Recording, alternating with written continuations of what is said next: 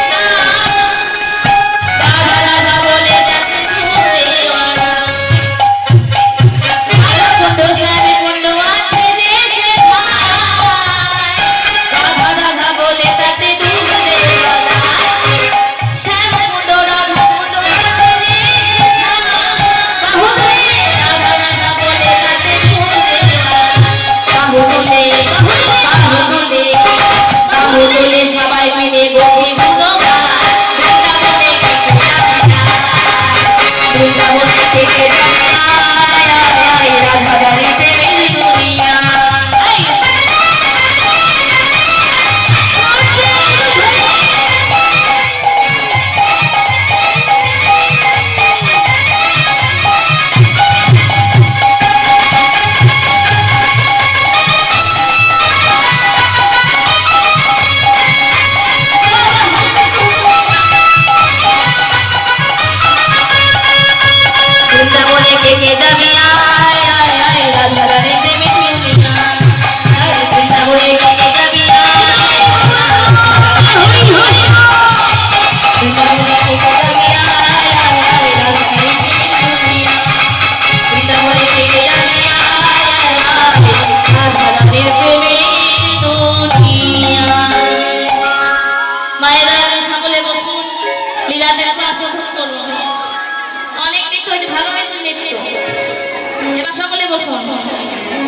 এদিকে কি হলো না রাধারানী এবং সখীগণ এবং কুটিলা যেই মনের মধ্যে প্রবেশ করেছে মায়েরা কথা বলবেন না শান্ত হয়ে বসুন বনে প্রবেশ করা মাত্রই কুটিলা চমকে উঠেছে চমকে উঠে বলছে বৌদি তুই আমায় যে মনের মধ্যে দিয়ে তুমি নিয়ে চলেছো তাই এমন সুন্দর বন্ধু আমি আগে কখনো দেখি না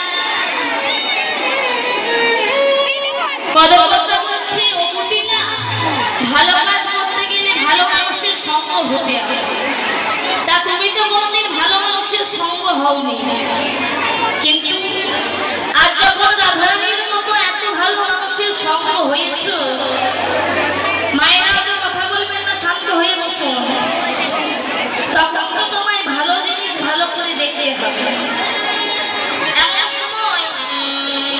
রাধারানী ভাবতে ভালোই হয়েছে, যেমন করে হোক ভয় দেখিয়ে কুটিলাকে বাড়ি পাঠাতে হবে। তাই বলছে কি, বলছে ও নরী, এই মন যতই সুন্দর হোক না কেন, এই মনের কিন্তু একটা বিশেষত্ব আছে। কি বিশেষত্ব বৌদি? বলছে জানো, এই মনের মধ্যে যে প্রবেশ করে, তারপর সে যদি বাল্য বিধবা হয় না, তাহলে সেই গর্ভদেবতা তার ঘাড়ের ওপরে থাকে। বলছে গর্ভদেবীর আশ্রয় হেতা কহিবানো নাই কথা, এই তুমি গর্ভদেবীর বা যেই কথা বলেছে যে সর্বনাশ, বৃন্দাবনে বাস করে এমন সুন্দর বন্ধু দেখি নাই। আবার বলছে কি বিশেষত্ব আছে, এমন সুন্দর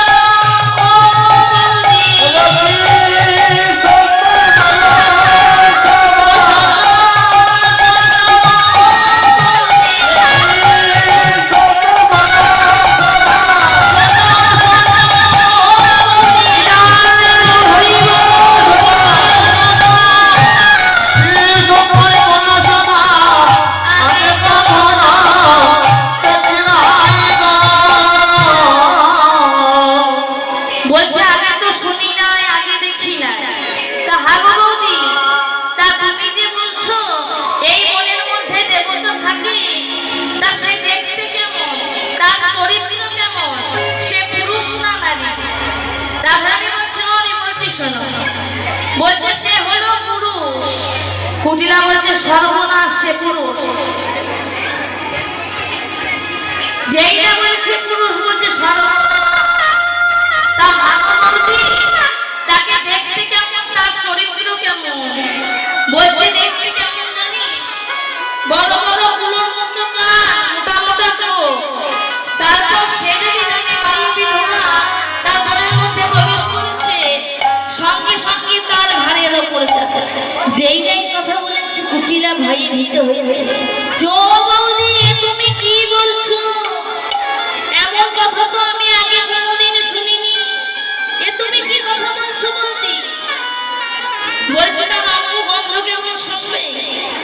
এমন সময় রাধারানী মনে মনে বিপদের মতো বিপদ ভঞ্জনকে স্মরণ করছে।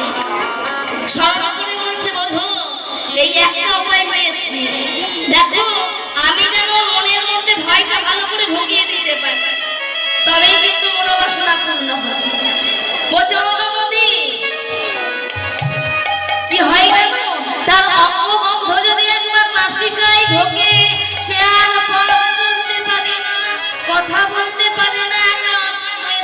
ফেলবে। যেই কথা বলেছে এমন সময় বিপদের বন্ধু বিপদ ভঞ্জন মধুসূদন অঙ্গের বাতাস ছড়িয়ে দিয়েছে। কি গো মা, কৃষ্ণবাদিনী নাকি কৃষ্ণ বন্ধ ভালো লাগছে না, তাই কি হয়েছে মাথা ঘুরতে ঘুরতে ঘুরতে ঘুরতে কুটিলা ভাব করে